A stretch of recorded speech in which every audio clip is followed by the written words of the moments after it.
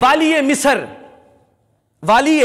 मिस्र अहमद बिन तोलान, यह बड़ा खूनरेज और बड़े बदमाश किस्म का एक इंसान था।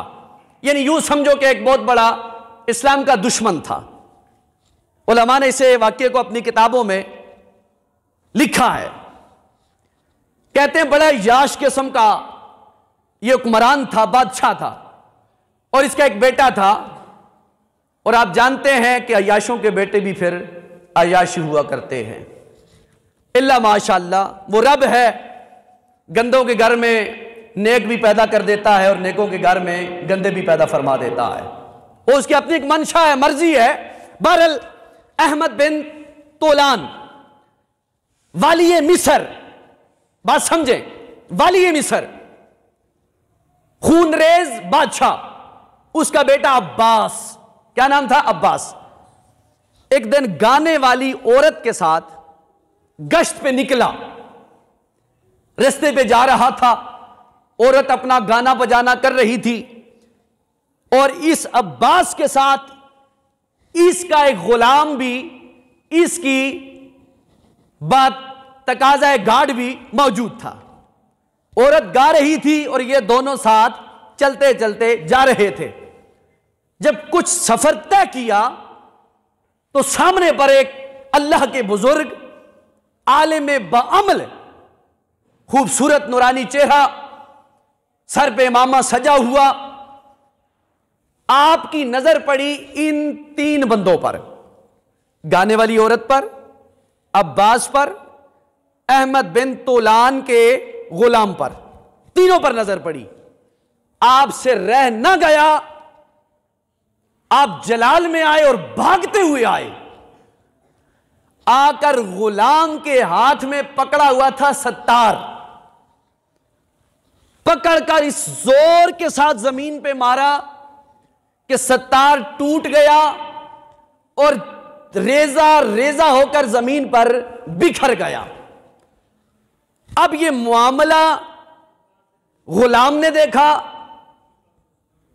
अहमद बिन तोलान के बेटे अब्बास ने देखा, उस गाने वाली औरत ने देखा कि कौन है, किसकी मजाल है बादशाह के बेटे को डिस्टर्ब करना, रास्ते से रोकना और इनके खिलौने को जमीन पर दे मारना, तोड़ देना, रेजा रेजा करके बखेर देना।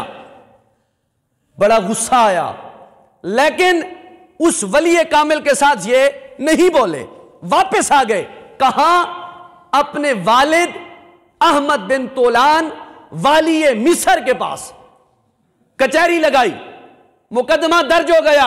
सुनने की बात है, मुकदमा दर्ज हो गया।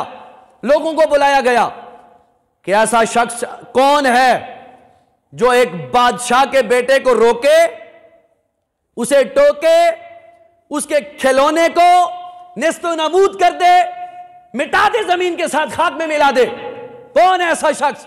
साहब ने कहा बादशाह सलामत, जो भी है उसे सजा जरूर मिलनी चाहिए, उसे लाया जाए दरबार में। ऐलान हो गया, बुलाओ उस शख्स को। होलिया बताया गया, ले आए। वो बुजुर्ग, कचहरी लगी है। अहमद बिन तोलान वाली मिस्र, उसका जब आमना सामना हुआ अल्लाह के मकबूल बंदे से, आलिम बाअमल से, बुरगुज़ीदा से, परवरदाए आगोश विलायत से, तो कहने लगा तू मुझे जानता है मैं कौन हूं? तो उस अल्लाह के वली आलिम बाअमल ने कहा हां मैं जानता हूं, तू वाली मिस्र है और एक खून रेज बादशाह जालिम है। उसने कहा तूने काम क्या किया है, जानता है? उसने कहा मैं यह भी जानता हूं कि तेरे बेटे के गुलाम के हाथ में सत्तार था, मैंने उसको लिया, जमीन पे दे मारा और मैंने उसे तोड़ दिया। उसने तू कहा तू जानता है जो सत्तार तूने जमीन पे फेंका है वो किसका था? उसने कहा मैंने यह भी जानता हूं वो तेरा था। बादशाह ने अपना तेवर बदला, जलाल का तेवर लाया और जलाल में उसने कहा फिर सुन, ओ शबाश से सुन, तू जानता है तूने कितना बड़ा जुल्म किया? सत्तार को तूने जमीन के गिराया और टोटे टोटे कर दिया, तुझे खबर नहीं तेरे साथ इंतकाम क्या होगा। अल्लाह के वली बुजुर्ग ने अपना जलाल रुख बदला। जब उसने अपना रुख बदला ना जलाल की तरफ, तो इन्होंने हुसैनी जलाल अपने चेहरे पे लाया। फरमाया हां मैं जानता हूं कि तू बादशाह है, तेरा बेटा भी तेरे बाद बादशाही के चक्कर में है, तेरे गुलाम को भी तेरे गुलामी होने पे नाज है। गाने वाली को भी नाज था, लेकिन सुन तेरा जलाल अपनी जगह, मेरा जलालो कमाल अपनी जगह। तेरा बेटा गलत था, तेरा गुलाम गलत था, गाने वाली औरत के साथ जा रहा था और मेरे ईमान ने गवारा नहीं किया कि मोहम्मद की शरीयत को पामाल किया जाए और सरेआम पामाल किया जाए। मुझसे रह नहीं गया तो मैंने इसे जाकर रोका और सत्तार को जाकर जमीन पे दे मारा और वो टोटे टोटे होकर बिखर गया। उसने जब ये बात सुनी जलाल में, उसने कहा इस जलाल में आकर बात करने वाले तेरे के पास सनद क्या है, तेरे पास सर्टिफिकेट क्या है, लाफ कानून क्या है, किस कानून के जुमरे के मुताबिक तूने मेरे बेटे को रोका, मेरी गाने वाली औरत को रोका, मेरे गुलाम को रोका, फिर सत्तार को जमीन पे दे मारा, उसे गिरा दिया। आपने कहा अगर मैं वो कानून तेरे सामने लाऊं तो मान जाएगा। बात मानने की भी है ना। अगर कानून का तू पूछता है, कानून में लेके आता हूं, कानून मानेगा तू? उसने कहा हां मैं कानून मानूंगा। बता कौन सा कानून है? कि हजरत अल्लाह के वली वली कामिल आलिम बामिल कहने लगे कुंतुम खैरा उम्मतिन उखरिजत लिन्नास तामुरून बिल मारूफ व तनहौना अनिल मुनकर